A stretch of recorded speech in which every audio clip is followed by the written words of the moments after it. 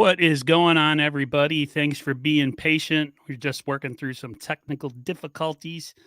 You know him. He is the host, the majestic voice of Real Talk, Niner Talk, 49er South. Don, welcome to the channel. Nice to have you with us. Hey, what's going on there? What's up, man? How you doing? Finally, we got things going, man. Yeah, technology sucks. So technology, man. What we gonna do? I'm gracious for you to come on. I know you run your own deal over there, and you guys are like probably, I'm going to say this, you guys are the best collaborative 49er channel that I've seen, for sure. Wow, and thank you, man. You're the realest guys, too. Like, if you people don't like your opinion, that's whatever. Like, you don't care. Some people care a lot about what their people think of their channel or how they're perceived. You guys don't. I've been on there before. Go ahead. Well, this is the thing. We always say, if you're gonna dislike me for telling the truth. You know. Yes. And we stand on that. So. You guys tell the truth. If any channel tells the truth, it's you guys. It's hard to hear sometimes from Niner fans because they're stands for certain players or whatever. But right. What you gonna do? Well, some may say we're stands for Trey. You know. Some may, and I'll take that. I'll take that. I just think the kid needs a chance. You know, give the kid a chance, man. I do too. I think we've seen enough of the other guy. He did his service for the 49ers, but we've went as far as we're going to go with him. I figure we get into that topic. First topic here. I'm going to see if some of these topics we'll kind of breeze through them because we got a hard out at 7. So the talk of Jimmy Garoppolo was a lot of trade talk that's been going on, and for a while it was, there's no doubt he's going to be a first round trade package. No doubt he's going to be this. No doubt he's going to be that. Right. All of a sudden, the injury concerns come out with his shoulder, and he's not going to be able to throw for 16 weeks. What's your opinion on that whole situation? Oh, I think I lost him again.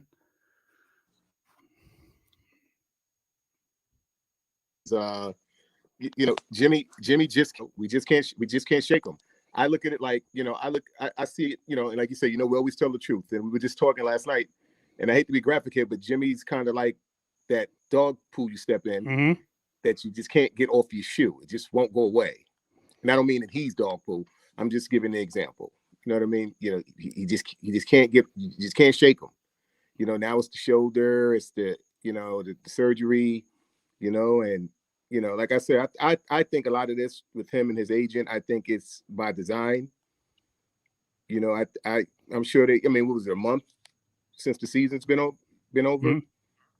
So all this time you wait till now to, come clean with the whole surgery thing. And, I heard the rumor about it. They were looking to rehab it first and realized they couldn't rehab it. So now they're going to go on surgery. I think they knew that all along. I'm sorry. That's just my opinion. There was an interview with John Lynch and Matt Mayoka that was yesterday or early this morning from the combine, where John pretty much was like, we got a bunch of different scenarios with the salary cap, and one of them is with Jimmy coming back. You think that's just John trading up or bringing up Jimmy's trade value, or is there a real possibility like something that would ever happen? I don't think there is. I think he's gone. Yeah, well, I think right now it's damage control. They're trying to do whatever they can, to keep teams and keep, possible suitors interested. The room I heard, the hard sell that I'd gotten was the Generals. Is it? Yeah. No, not Generals. I'm sorry, the Commanders. I don't know why I keep getting them mixed up. Generals, Commanders, that they were looking to give up their number 11 pick for him. And I'm like, well, listen, man, would I do that? Hell no. But if they're willing, listen, if they feel Jimmy's worth that, hey, we're not going to say no, don't give us that. Right. It's there's so much misinformation during this time of year. I'm just personally, I'm kind of just waiting for the free agency to kind of kick in. Because right now there's just a lot of wasted time and a lot of wasted error space, and I'm responsible for that. Other channels are too. We're reporting what we see and hear, and some of it is a little bit of gaga, and there's no truth to it. So, right. Once things become more concrete, even if he's traded for a 4th rounder, I really don't care at this point. He needs to come off the books. We have moves we have to make us a competitive team, while Trey is cheap and inexpensive relatively. So Right. hopefully the Niners. John Lynch says they have a bunch of different scenarios, and they have it all fiscally worked out money wise. So hopefully, the scenario that we all get is the one where we build the best team around Trey Lance and give him the best opportunity, because I think it's fair that he gets that opportunity. You know what I mean? Give him the best possible chance. Well, I mean, shit, we gave up enough for him, but I Right. do want to touch on something. Okay. It was brought to my attention, earlier this morning. I was speaking with one of the real talkers. Many faithful supporters from our community, and she mentioned to me this injury guarantee that Jimmy will get. I think if we release him, or if we cut him, Right. one of the only guarantees he has in this deal for 7.5, and I'm like, well, that will really hurt us cap wise. Would. And make it virtually impossible to sign guys that key guys that we need. So this is my issue, Jimmy. Like, come on, man. Like, this was definitely by design. Come on, you think they him and his agent did sit down and realize this. I just find it too many. It's too ironic. Too many ironies not to have been designed. Right, and we've had, like you said, there's been a month since the season ended. Yeah. Why are we just finding about this now? I don't understand why this is such a horrible, an impossible divorce to make happen. I don't get it. Most Niners fans are ready to move on, but listen, man, and it hurts us on two ends. It hurts us cap wise, and then it hurts us as far as being, it enables us from signing the guys we need to sign. So it screws us all the way around. Hopefully we get. Go ahead. No, sorry. No, good. Oh, I was going to say, hopefully we get some answers relatively soon. We got the trade deadline, or why do I keep calling it the trade deadline? Free agency starts next week, so hopefully we have a little bit of a clarity and some answers to that question once that time comes close. Coaching moves. I noticed you guys did it on your channel instead of rehashing all the names, because I seen you guys. You had the same list from the same website that I did it, but I put mine out on paper because I don't know. So I looked at all the coaching vacancies on this team. There was a report, or at least not there's a report, but there's been a kind of a feeling going around with some people that there was an absolute huge movement in the coaching staff because Trey's taking over, and that some people may not have been on board with the transition or not on board with him becoming the starter. What do you take all that? Do you believe that maybe there's people that were not on Trey's, the train, the Trey Lance train, and the 49ers pretty much had to move on from him? Well, I definitely think there was there's some shakiness going on amongst the coaches. Definitely, there's something going on there. You get a mass exodus like this. It's something behind it. These are guys that have been with Kyle for quite a while. They're just like picking up and taking off. Not even for promotion. A lot of them just laterals. I think Welker, that's a lateral. I think he's been saying he has wide receiver coach. Yep. Washington, Miami. Who else went there with some tight end coach? Yeah, I know what you're talking about. I just can't think of his name off the top of my head. Yeah, Embry. John Embry, yes. Embry, the tight end coach. Yeah, he went over there with him. So, like I say, man, I mean, it's like they say, what you do in the dark will come out in the light. It's only a matter of time before all this gets exposed anyway. Like I say, I'm just, in all honesty, and who gets hurt in all this trade, man? Yeah. I'm very much of the mindset that when you have a situation like Trey Lance, that you have to be all in on somebody, and there can't be any doubt in your mind or the organization's mind, because then the players have a doubt of like where exactly they're going with this. So, hey, if you're not going to be part of it, and if the 49ers are really, really high on this kid, which John Lynch and he's saying Kyle Shanahan are, and that maybe it was other people. I know there was a rumor that Rich Gangarello was not of the Trey Lance fan base, and he was more of a Mac Jones lover, which I don't understand. I don't see obsession or the reason why people are so enamored with Mac Jones. But I mean, if that's the case and people aren't on board, then it's best if they move, and I'm okay with that. To be perfectly honest with you. Well, Mac, I think the whole hype with Mac Jones, and it's just that hype. I mean, if you look at the stats, man, he's not throwing the ball 25, 30 times a game. And when he does, the turnovers are there, and they're not very successful. You watch them against Dallas. Yeah, they played Dallas tough, but at the end of the day, he threw some crucial interceptions, toward the end of that game. New England don't win games when he throws the ball that many times. Bill Belichick is winning the game the old-fashioned way in the trenches with defense and running the ball. Yep. I mean, it's, Mac Jones just so happens to be the guy that he went all in on. He's more like the figurehead, but that system is in place, and he's just running the system that's been put in place for him. Not that he's so great, not that he's that bad either, but I'm not buying into the hype. He's not doing any more than Trey could have done, or Trey would have done. Right. What's your as I switch topics here, what's your take on these? I saw you guys cover this too, because I was watching your guys' channel for probably, I don't know, 20, 25 minutes.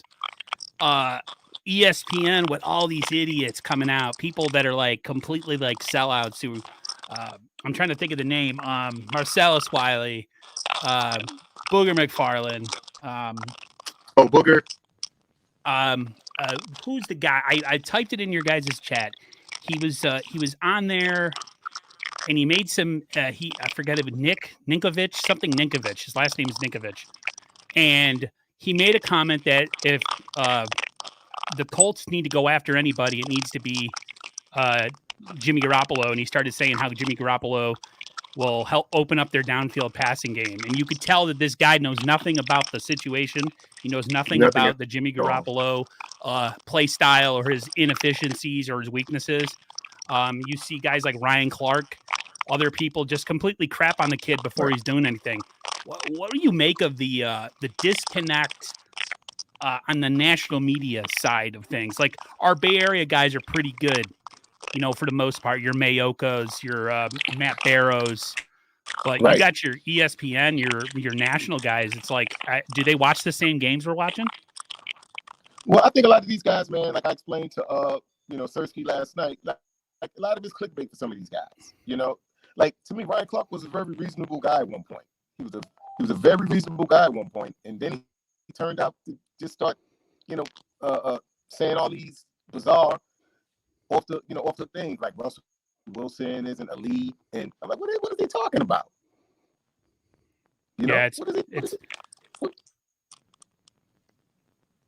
You watch a guy too, like sometimes I notice even with a guy like Stephen A. Smith during the year 2019 season, he made some accusations during the season that, at least from my opinion, you could tell that they're not watching games closely, or they're not watching games at all. To me, I think ESPN's has become more of like a TMZ or like clickbait media type stuff. And to me, I don't respect it. I don't watch them at all. Somebody in my comments when I posted the videos, you must watch ESPN if you know all about this. I'm like, no, I just see this crap on Twitter, and I have to put it out there for Niners fans to see, just to show the ridiculousness of the whole situation. So, yeah, I don't understand it. I do watch. I think I watch NFL Network more, but even they sometimes have a little bit of a biased outlook on things. So I really don't watch much TV. A lot of these networks don't really give us our props like that. I'll say that. I'll leave it there for that. But as far as the guys you mentioned, Booger McFarland, all these guys, man, it's all what's going to get aroused, what's going to get people paying attention to you. I think a lot of it's just for attention, man. And like I said, Ryan Clark was the guy I had a high regard for Ryan Clark, and a lot of his commentary. And as of lately, man, he's just been talking crazy, man. Just saying things I just don't get. I really don't get. As far as Booger McFarland, I mean, he's always been kind of, him. You got Whitlock. He's no longer there. Wiley's another guy. Wiley was all right at one point. Then he started coming on. Wild and crazy with his commentary and some of the things he was saying. Now, I like his partner. What's his name? Achoke. What's Adachoke? What is his name? Ocho. Yeah, whatever. I like him. I think he's more reasonable than Wiley. I just bad cop thing over there. Right. There's a lot of bad cops on ESPN. I don't like many of them. Well, that seems to be the way to advance their careers, man. So I see what it is. Yeah, ESPN is not what it used to be. I can tell you that much. A lot of the best guys that were there, unfortunately, we lost Stuart Scott to, cancer, and he passed away. Just a lot of the great names that were there, say like 25 years ago when ESPN was at its peak, when everybody watched it. Now, no, like ESPN is, I can't watch it. I don't watch it. I won't watch it. So, as far as the 49ers and their roster, I was really sour after the Super Bowl about how the Rams kind of went and did things. But a Rams fan came into my comments and made a really great point about in the 94 season, we kind of did the same thing where we kind of went for it. We brought in Dion, we brought in Ken Norton, we brought in all these big names. Do you think the 49ers take a page out of the Rams book once they get their cap situation figured out and maybe get a little bit of aggressive in this free agent market, maybe go after a corner, maybe bring in I don't know, a receiver, something. Do you think they make any type of moves in free agency, or are they just going to sit back? Well, that's never really been our state. Free agency, we've never really been big on free agency. I think the last big free agent signing we've ever had in history of this organization has been was it Dion? Yeah. I mean, we really just went all out and went all in for Dion and gave him what he wanted and rolled out the red carpet for him. I'm sure Jerry Rice didn't like it. At least that's what I heard. He didn't care for it. But listen, man, Dion came and it was all business. Dion was a hired gun. I don't think there's a free agent out there to that magnitude that we'd have to really roll the red carpet out for. I mean, for the exception of Brady. And like that's going to happen. But outside of Brady, man, I don't see it. I don't see us really going hard like that. I mean, I would love Gilmore, but then it all depends. That salary cap, man, is going to be the that's going to be the linchpin there. Like, what can we afford Gilmore? Can we afford these guys? Remember we got 33 free agents, man. That's right. Can't keep everybody, but I mean that's a lot of money that has to be situated. I mean, the Niners, from what John Lynch, I've seen him on a couple shows, he seems to be of the mindset that they got the Niners finances figured out pretty well. So maybe we don't know the specifics of it, with the free agency, but even any contracts, you can always, front load contract, signing bonus, and then have a small cap hit in the first year or something until, the following years down the road. So maybe the Niners have some sort of crafty bookkeeping that they're going to do that helps them make a play on some people in free agency. Like, you're right. There's nobody in free agency you'd say, yeah, that guy would be a game changer. The only person I could say, honestly, other than maybe bringing in like a Brady or someone or an Aaron Rodgers, would be a guy like Devontae Adams. You bring Devontae Adams into the 49ers and you put him with this receiving core, and good luck. It'll never happen, but it would be that would be the like a dream scenario. Like, the Niners did what, but I don't see it happening. Yeah, that guy's he's too rich for our blood, Aaron. He's too rich for our blood. Man, we can't afford that guy. Definitely. No way. I can dream though. Too many guys, Debo. We got too many guys. Remember, all these other guys. Remember, their deals go up. Yep. Kittle, Armstead. That money goes up, man. It doesn't decline in any way, man. It goes up. So we got to think about the future of this roster as well. So I mean, there's a like I said, there's a lot that has to be situated and figured out. But this nonsense we're going through with number 10 doesn't help. Yeah, he's not making things easy on us.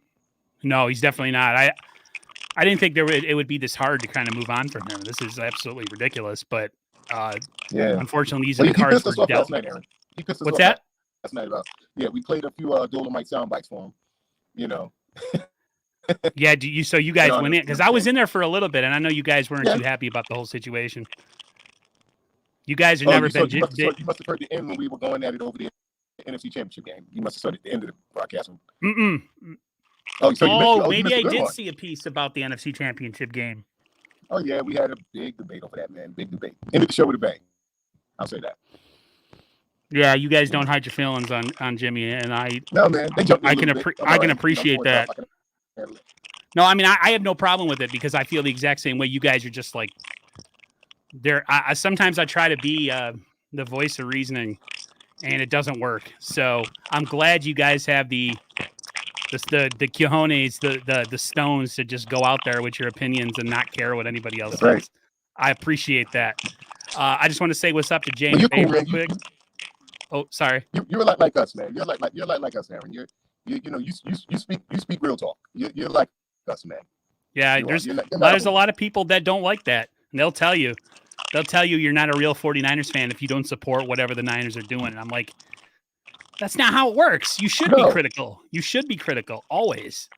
Of If course. you're just okay for everything that the organization does, then that means you were okay when we hired Tom Sula. You were okay when we brought in, we fired Jim Harbaugh, who was our best coach in 20 years at that point. But I don't know, man.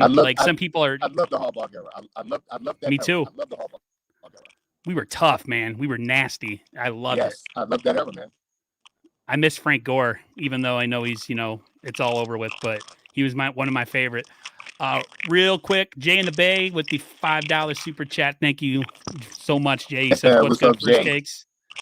Niner style and faithful. The free agency and NFL draft can't come any sooner. Yeah, I'm going to be on Jay's channel, I think, next Monday, and we're going to do a little free agency preview. I always feel very lucky when Jay and decides to let me ingratiate myself, or you know what I mean? Like I get to go on his channel, he gets to come on mine. He's a busy man. He puts out good 49er content, and I can't wait to do that. Have you heard the and do you think the Niners will? Have you heard the proposed situation that some sites have where they have the 49ers if they were to restructure I'm trying to think of his name. Okay. I think Jimmy Ward is one. Oh, Jimmy and Armstead? And Armstead. That would give us about $16 million on top of the Jimmy Garoppolo situation. Have you, I mean, does that excite you that there's a possibility that we can go and do that and maybe bring in some guys if we're able to kind of, and then another $2 million? Oh, go ahead. If they did that to hold on to number 10, I'm going to say I'd be highly disgusted with this organization. We're going through, we haven't learned. We got burnt with a D Ford. These desperation deals never work out for us in the long run. They don't. What happens is you give all the leverage to these guys, and this is what happens to you. Now, had they gone in and got rid of Jimmy when they were supposed to, they could have easily signed DJ Jones and what's my man? God, I can't think of his name. DJ Jones and Mike and Tomlinson? I'm sorry, man. I drew a blank. It's not coming to me yet. But they could have easily signed the guys we needed to sign. Had they got rid of Jimmy when they were supposed to get rid of him. When you hold on to guys too long, this is what happens, man. When you make deals out of desperation, this is what happens. They signed. They gave D Ford whatever he wanted. Come on, you think the Chiefs didn't know that he was damaged goods? Absolutely. I would say the worst move in 49ers history, free agency wise, or excuse me, just acquiring via trade. I mean, the Chiefs held us over a barrel and we didn't even realize it. It was a sad, sad trade. Like, dude was damaged from college. He had one healthy year, and it was the year before we went and traded for him. So, go ahead. I think we need to move forward. I think with the draft moving forward, we need to try to get away from the injury-prone guys. I mean, we need to, and I'm going to sound like a hypocrite here when I say this, but there is an exception. Mostert, and I say because we know Mostert works. We know he works in the system. We know when he's functional, we know what we get out of him. Mm-hmm. We know for a fact what comes, and we saw that at the end of the last season. We saw. Don't get me wrong, Mitchell did a great job, outstanding job, but we saw that breakaway speed was missing. That explosiveness in the run game was missing, and Debo had to come in and carry some of the load. Right? Like, could you imagine? Mostert, injury-free Mostert coming back next season on top of Elijah Mitchell? We're trading there, Elijah Mitchell, Debo. Could you imagine how explosive this offense could be, man? It'd be beautiful. I'm telling you. If you use Mostert the way you should use him, which is not, kind of maybe giving him 10 to 12 carries a game, I wouldn't go overboard with them because I don't think he's physically able to hold up to that kind of burden. Right. Right. But most listen, like I said, Aaron, at the end of the day, most it works. And we know it works. He's beautiful. Now the question is the injury. That's the whole thing. Can he stay up? But the same for Verrett. I mean, Verrett's an outstanding player when he can stay healthy, but can he stay healthy? Now he's another guy I'm on the fence with because I do want to get away from the injury-prone guys. Me too. For the exception of Mostert. And he's kind of like, I'm kind of on the fence with Verrett too, but at the end of the day, man, I mean, Verrett and with the cap issues we have, we could probably get him on the dirt sheet and give him something real team friendly and incentive based, man. Some on the dirt sheet, man. Yeah, if they're not willing to do that, then you have to let them go. Definitely, you don't put them out there. Put them out there in certain packages, man. You don't keep them out there too long. That could work for us. So we got to get creative. Like I said, the money's funny. We got to get creative, man. Parag can do it, and Parag we trust. What's your as I transition to the draft? What is your 2 or 3 positions of not concern, but positions of focus that you want the Niners to have with the draft? If you, it's offensive line, corner, and I'm trying to think of another position. I'm thinking offensive line, corner, and maybe another edge rusher. What about you? Absolutely. So I would go corner, one corner. Like I said, depending on how things shake out. Like I said, we're really aggressive about getting away from the injury-prone guys. I mean, we cut bait with Verrett, then we got to get 2 guys. We got to come out of this 2 corners. But we're not talking middle of the pack guys. I mean, we're talking about guys that can start and contribute now. This draft is heavy on defensive backs and on pass rushers. So if this is a draft the Niners can maybe make a move on one of these guys, this is the draft to do it. Good one. We should get a good one. And another thing we brought up yesterday was what's his brother's name? Rand Carthen.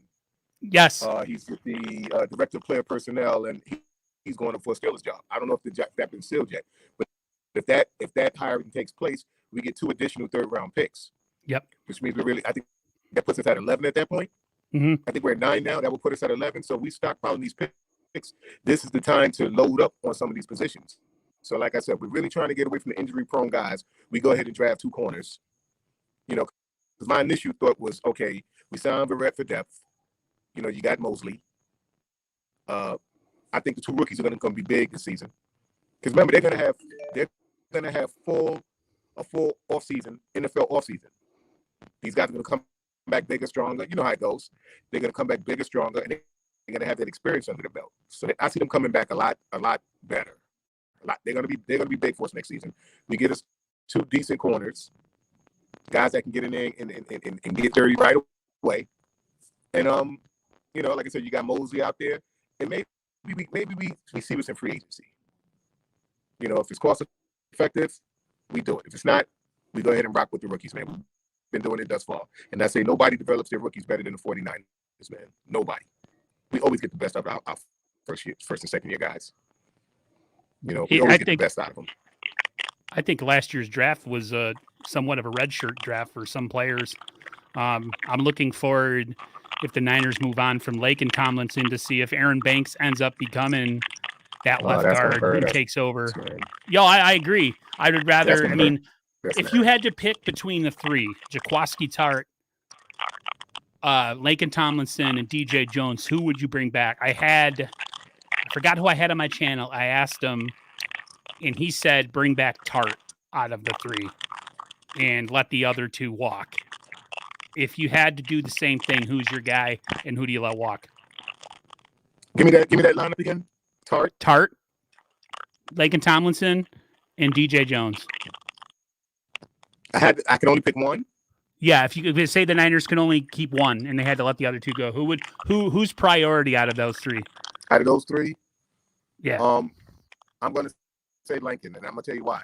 Because we're run heavy, we're run first team, and we have to win in the trenches. Football is built from the inside out, not the outside in.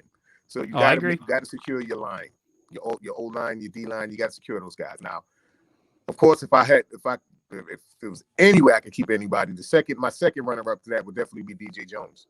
Mm-hmm.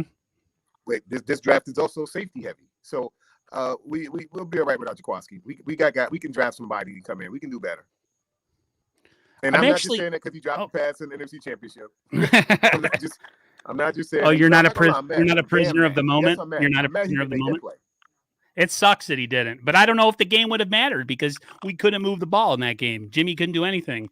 So us getting that was the whole thing last night, Aaron. That's what we talked about, the suppositions and so forth. We don't know. We just don't know. So make the play. You got to make the play, though, Tart. I'm sorry. You got to make the play. I mean, that was right in his hands. And that time, that was crucial. Jimmy had just scored. It was a strike. Because I was actually sounding like a Jimmy sexual last night. Yes, me. You were defending him? Oh, God. And I said, I'm going to give Jimmy his props. He threw a strike to Kittle in the end zone. He did. In the third quarter when we needed it. He gave us a two-possession lead at that point. We had a 2-possession lead at that point. Now, the defense gets on the field, and they've been struggling that whole game to stay up to get off the field. Matthew Stafford gives this guy a beauty. Gave him a pop-up, and he drops it. Listen, he makes that interception. Who knows, man? He may have gotten to the 30, the 20 to 30. We may have gotten down there and got another score out of that. Who knows? At the very least, we'd have taken some of the time off the clock. It was a crucial interception to miss, and I'm not gonna lie. I'm not saying he should be cut for this, but am I mad at Tart? Yes. I'm upset that Tart missed that play. I'm disappointed. Not so upset. I don't hate the brother, but I'm upset that he missed that play. You got to make plays, man. That's your job. When you're in the position to make a game-changing play, you have to find a way to bring it in.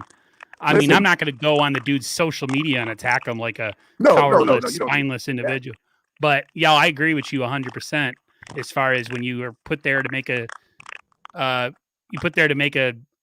game-changing opportunity or a game momentum-altering play, you got to be able to do it. Absolutely.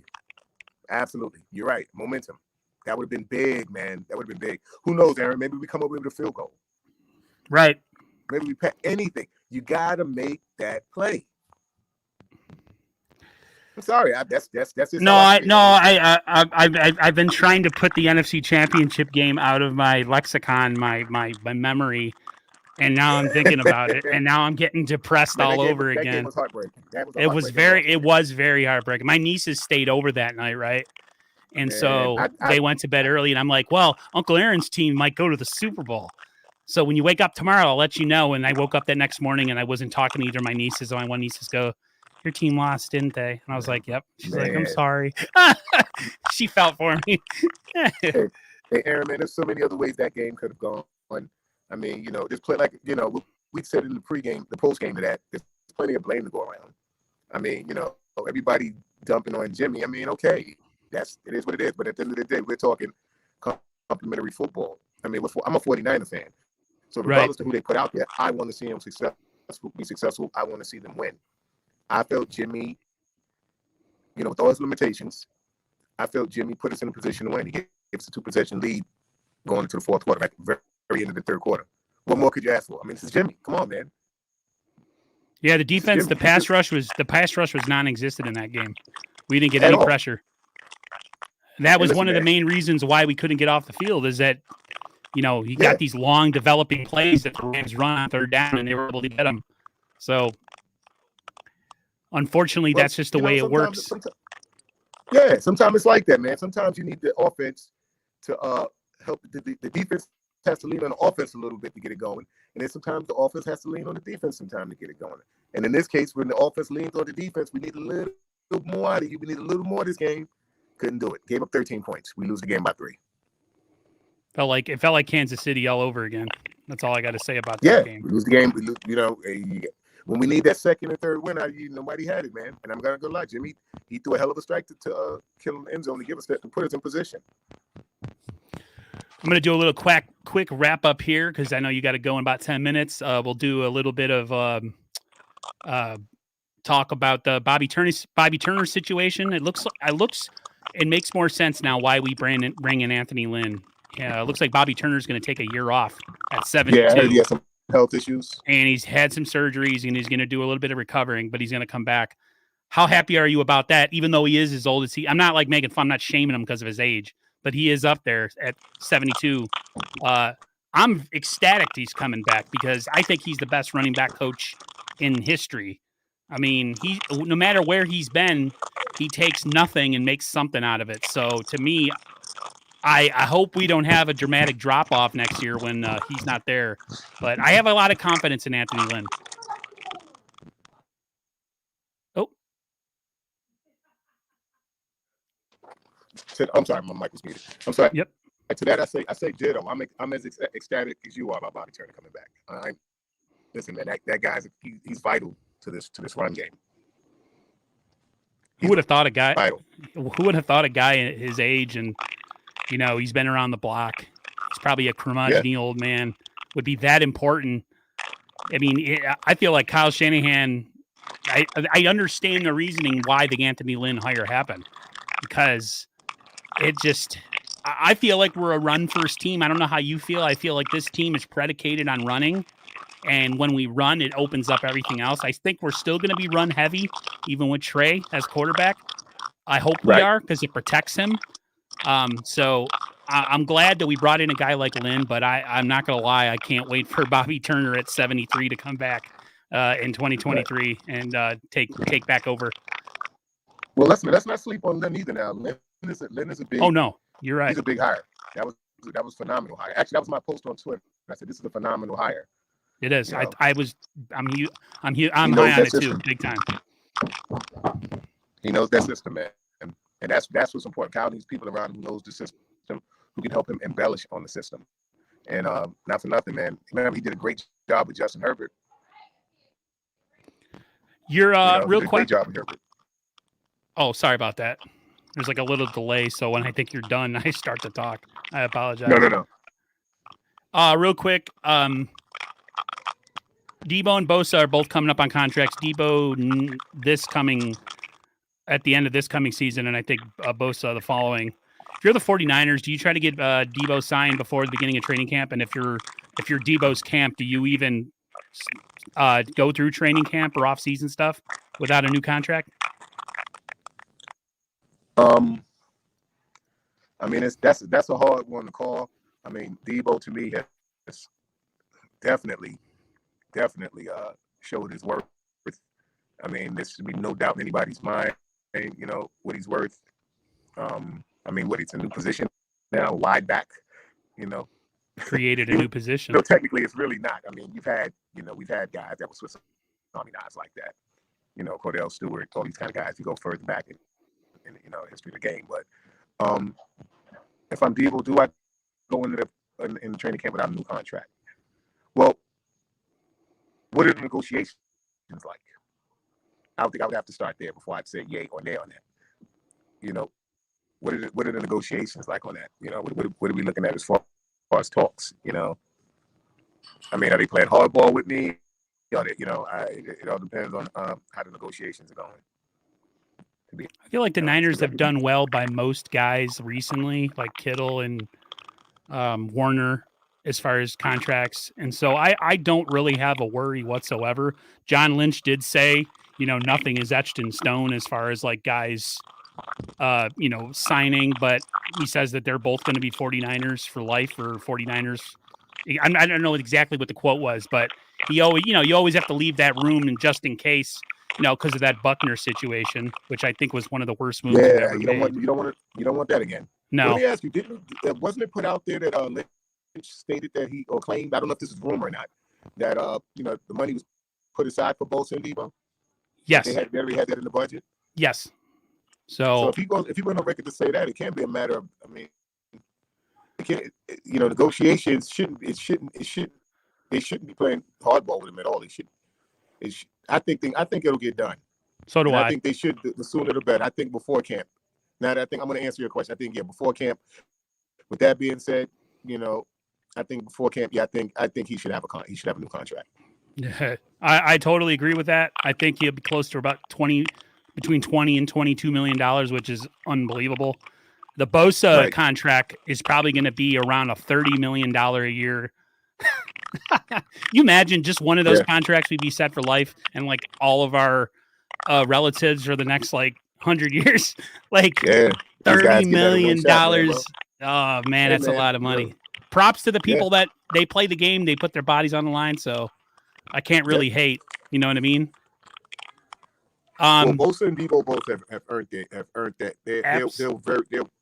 They're well worth the money. Absolutely, I 100% agree.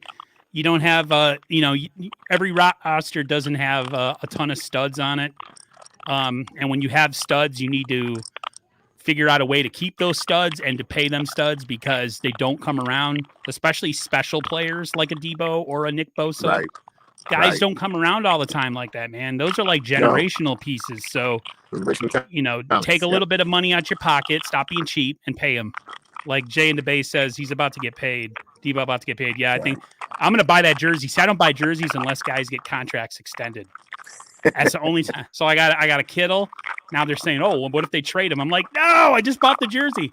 So you got Kittle. I have a Nick Bosa because he's going to get paid. And then, of course, I got to get a Debo. Now I got a Fred Warner jersey. So I guess my last question to you, and then I'll let you go because I know you got to get out.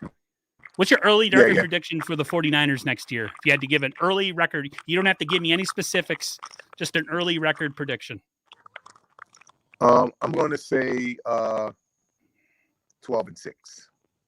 But let me mind you, I'm making this prediction without roster in mind because certain guys we're going to lose could play a big part in that. I'm sorry here, play a big part in that. But I would say 12-6. I would give us over 10 wins. And that's with Trey. And I think Trey's going to ball out. Let me tell you, I think he's going to be phenomenal, man. It's going to look different. I wouldn't be surprised if they have a similar record as this year, next year, only because of him being young and maybe there's some games that maybe we lose or he has a struggle here or there in those games. So if we were to hit a 10-7 record like we did this year, I'd be totally fine with it. But I'd be more of the maybe 11 or 12 win team. Kind of like you. So we have a tough schedule next year, man. And there was a question I was going to ask you, but I'll kind of work it into my ending. There's a lot of moving pieces right now with these quarterbacks that could and could not be in the conference next year. If Brady ends up moving on for sure, and Aaron Rodgers moves on, and I'm trying to think of the other, if some of these pieces end up moving on, I feel like our ability to get maybe the second best record is so much easier. But if any of those guys come back, like a Russell Wilson, it's going to be another, drag out probably all the way till the end type season. So right now there's a lot of moving pieces, and I'm going to be interesting to see within the next couple of weeks what happens, who moves where, because that could mean the Niners, like my brother was saying, the Niners might very well be able to take over that division or at least be right there with the Rams if, say, a Russell Wilson or Aaron Rodgers move on. Right. Well, Seattle said they're not trading Russell. Of course not. Nope.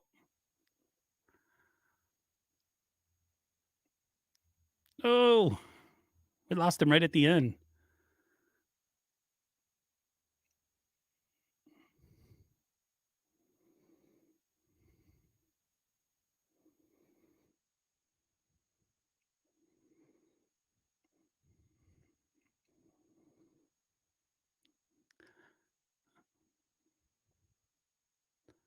Sorry, guys. It looks like we might have lost him right here at the end. Thanks for everybody for popping in here. I appreciate it. Sorry for the technical difficulties today. He was having an issue with his computer and not being able to get through StreamYard. So unfortunately, he had to use his phone. So for any of you who were in here and were able to put up with it, I appreciate it. We'll probably try to do this again once the situation kind of works itself out. But I appreciate everybody for coming in here. 49er Minded, I've seen your messages. Thank you for popping in here. Super Gremlin Productions, how are you doing? Thanks for coming in. Yeah, I was kind of focused on the interview today, guys, just because of the technical issues. that we were having. But I just wanted to say thank you for everyone that's come in. It means a lot to me. I will hopefully be on. Well, I will be on with Jay in the Bay if he's still in here next Monday. We're going to be doing some draft coverage on his channel, or excuse me, some free agent previews on his channel. And that'll be very interesting. I haven't streamed with Jay in the Bay in a while. I'm working on something with Jesse Naylor this coming Tuesday, about I think maybe 10 p.m. my time or 10:30 p.m. my time, Eastern time on my channel. So definitely show up for that. That'll be fun. If anybody in this chat doesn't know who Super Gremlin Productions is, that's Karthik. Everybody give that man a like and go drop a sub on his channel. He is an up and coming YouTuber, a young guy, and he needs all your support. So definitely do that. But everybody who's came in, thank you very much for popping in. Thanks for putting up with the technical difficulties. And until next time, guys, stay safe and healthy. Everybody take care, and I'll see you guys on the flip side. Bye, everyone.